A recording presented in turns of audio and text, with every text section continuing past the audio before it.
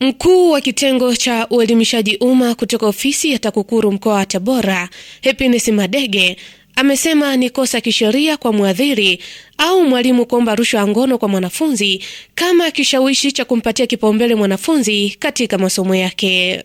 Happiness amesema hayo wakati akizungumza na Radio Tabora FM, ambapo amesema wanafunzi wanatakiwa kuwa kipaumbele kwa kushirikiana na TAKUKURU kwa kutoa taarifa za udhalilishwaji kingono ili kuwabaini wakufunzi au walimu wanaokiuka maadili ya taaluma zao. Sasa inapotokea huku mavyuoni, inapotokea mashuleni, mhadhiri au mwalimu akaomba rushwa ya ngono kwa mwanafunzi, hilo na lenyewe ni kosa.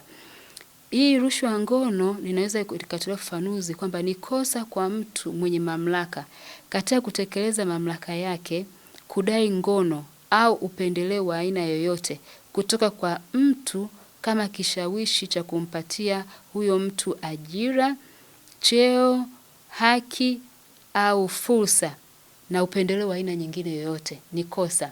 Lakini sasa tunachowaomba wanafunzi, TAKUKURU tunafanya uchunguzi wa makosa ya rushwa ya ngono, na kabla hujapata unyanyasaji mwanafunzi, tukuombe fika ofisi ya TAKUKURU.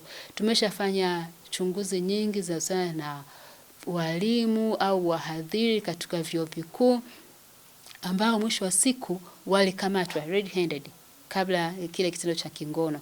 Kwa hiyo usisubiri mpaka udhalilike afu ndio uanze kusema jamani mimi nilishai kudhalilika, nilifanywa hivi. Kwa sababu ile inayosababisha afya ya akili.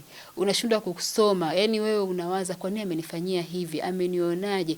Hivi kweli hakuna mamlaka yote kuweza kunisaidia? Mamlaka ipo. Taasisi ya kupambana na rushwa ipo inayoweza kuwasaidia wanafunzi. Aidha, Happiness amesema tatizo la rushwa ya ngono linawakumba wanafunzi wengi wa vyuo, hivyo amewataka wanafunzi kutoa taarifa mapema kabla rushwa ya ngono haijatendeka. Tuseme tu kwa ujumla, rushwa ya ngono inawakumba sana wanafunzi walioko mavyuoni. Na kabla hujakumbwa nayo hii mwanafunzi, jua wewe umefika chuoni kusoma. Asitokee mtu kwa mamlaka yake akakudanganya kwamba nitakufelisha.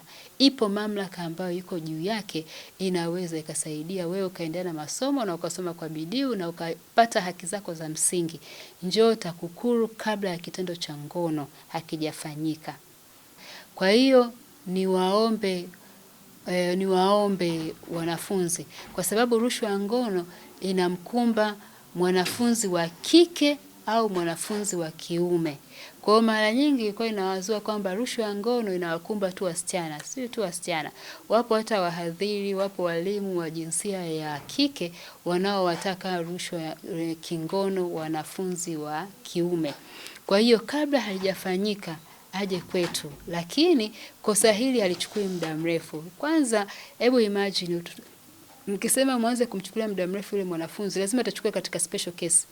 Ingawaje lazima lifikishwe kwa mwendesha mashtaka wa serikali, na hata kule na kwenyewe lazima lifanywe uharaka uchunguzi wake ili likamilike. Haliwezi kuchukua muda mrefu. Mimi ni Faraja Simkwai wa Radio Tabora FM.